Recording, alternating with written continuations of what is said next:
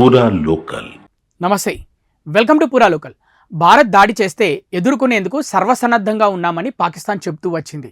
సరిహద్దుల్లో తమ సైనిక దళాలు, విమాన క్షిపణి విధ్వంసక వ్యవస్థలు అత్యంత అప్రమత్తంగా ఉన్నాయని ప్రకటించుకుంది. కానీ మంగళవారం అర్ధరాత్రి తర్వాత భారత్ ఒకేసారి 9 లక్ష్యాలపై కేవలం 25 నిమిషాల వ్యవధిలో దాడి చేసినా పాక్ పసిగట్టలేకపోయింది. భారత క్షిపణుల్ని, డ్రోన్లని అడ్డుకొని కూల్చివేయలేకపోయింది. పాక్ గగనతల రక్షణ వ్యవస్థల్లో అత్యధికం చైనా నుంచి కొనుగోలు చేసినవే కావడం, వాటిలో నిర్వహణలో అనేక సమస్యలుండడం పాక్కు శాపంగా మారుతోంది. 2011లో అమెరికా దళాలు అర్ధరాత్రి పాక్లోకి చొరబడి al Qaeda chief Osama bin లాడెన్ను మట్టుబెట్టాయి. ఆ ఆపరేషన్ కోసం అమెరికా 2 బ్లాక్ హాక్ హెలికాప్టర్లు, ఒక చినుక్ హెలికాప్టర్, అనేక నిఘా డ్రోన్లను ఉపయోగించింది. పాక్ ఎయిర్ డిఫెన్స్ వ్యవస్థలు వాటిని అడ్డుకోలేకపోయాయి. 2019లో భారత మిరాజ్ యుద్ధ విమానాలు పాక్లోని బాలాకోట్లోకి ప్రవేశించి అక్కడి ఉగ్రవాద శిబిరాలపై దాడులు చేశాయి. అప్పుడు పాక్ కనిపెట్టి అడ్డుకోలేకపోయింది. తాపిగా మర్నాడు ప్రతీకార దాడికి మాత్రం దిగింది. 2022 మార్చిలో భారత్కు చెందిన ఒక బ్రహ్మోస్ క్షిపణి సాంకేతిక తప్పిదం కారణంగా పాక్లోకి ప్రవేశించి పాక్ గగనతలంలో 110 కిలోమీటర్ల మేర ప్రయాణించింది. అయినా పాక్ ఎయిర్ డిఫెన్స్కు ఎంతమాత్రం తెలియలేదు. తాజాగా 2024 జనవరిలో ఇరాన్ పాక్లోని బలూచిస్తాన్ ప్రావిన్స్లో గల ఉగ్రవాద శిబిరాలపై క్షిపణి, డ్రోన్ దాడులు చేసింది. వాటిని కూడా అడ్డుకోలేక పాక్ తెల్లమొహం వేసింది.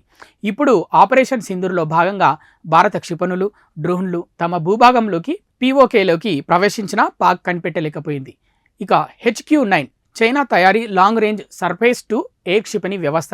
ఇది 100 కిలోమీటర్ల పరిధిలో విమానాలు, క్షిపణుల్ని అడ్డుకోవడానికి ఉద్దేశించినది. LY-80 తక్కువ ఎత్తులో విమానాల్ని, క్షిపణుల్ని అడ్డుకోగల 40 కిలోమీటర్ల రేంజ్ వ్యవస్థ ఇది. TPS-77 అండ్ YLC-18A రాడార్లు ఎక్కువ విస్తీర్ణాన్ని కవర్ చేస్తూ ఎక్కువ దూరంలో శత్రు విమానాల్ని, క్షిపణుల్ని గుర్తించగల వ్యవస్థ ఇది. అవాక్స్ విమానాలు air Born early warning and control అనే ఈ వ్యవస్థల్ని విమానాల్లో అమర్చుతారు. ఈ విమానాలు గాల్లోకి ఎగిరినప్పుడు వాటిలోని రాడార్లు శత్రు విమానాల్ని, క్షిపణుల్ని చాలా దూరం నుంచే పసిగడతాయి.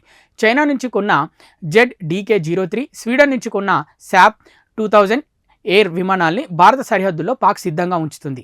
కానీ ఆపరేషన్ సింధూర్ని అడ్డుకోవడంలో ఈ వ్యవస్థలన్నీ ఘోరంగా విఫలమయ్యాయి.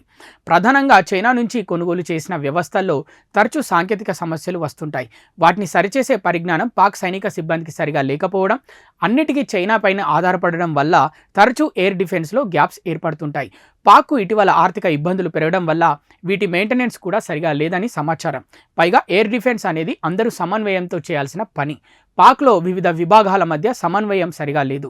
చైనా నుంచి కొనుగోలు చేసిన చాలా వ్యవస్థలపై పాక్ సైనికుల్లో సరైన అవగాహన కూడా లేదు. వెరసి తమ గగనతలాన్ని కాపాడుకోవడంలో పాక్ తరచూ విఫలమవుతుంది. ఇవి ఇప్పటివరకు అప్డేట్స్. మరిన్ని అప్డేట్స్ కోసం చూస్తూనే ఉండండి పూరా local, your choice for local voice.